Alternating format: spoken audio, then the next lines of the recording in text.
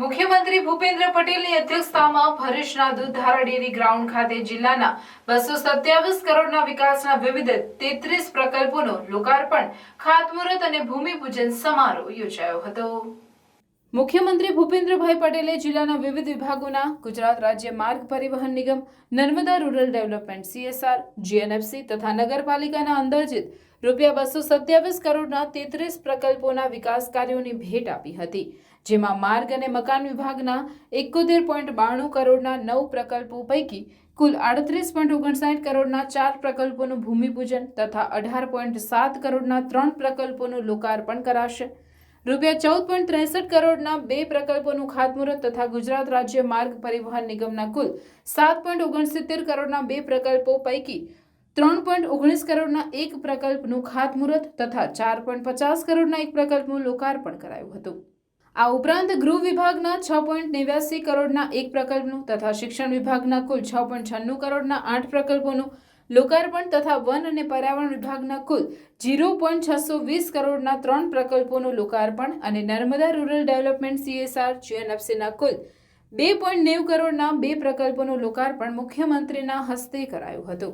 મુખ્યમંત્રી ભૂપેન્દ્ર પટેલે આ પ્રસંગે જનમેદનીને સંબોધતા ડબલ એન્જિન સરકારના કારણે ગુજરાતમાં છેલ્લા 15 દિવસમાં 1,10,000 કરોડના વિવિધ વિકાસ કાર્યોની ભેટ મળી હોવાનું જણાવી સરકારની વિવિધ પ્રજાલક્ષી યોજનાઓ વર્ણવી ઊભી કરાયેલ તમામ સુવિધાઓની જાળવણી માટે પણ ટકોર કરી હતી।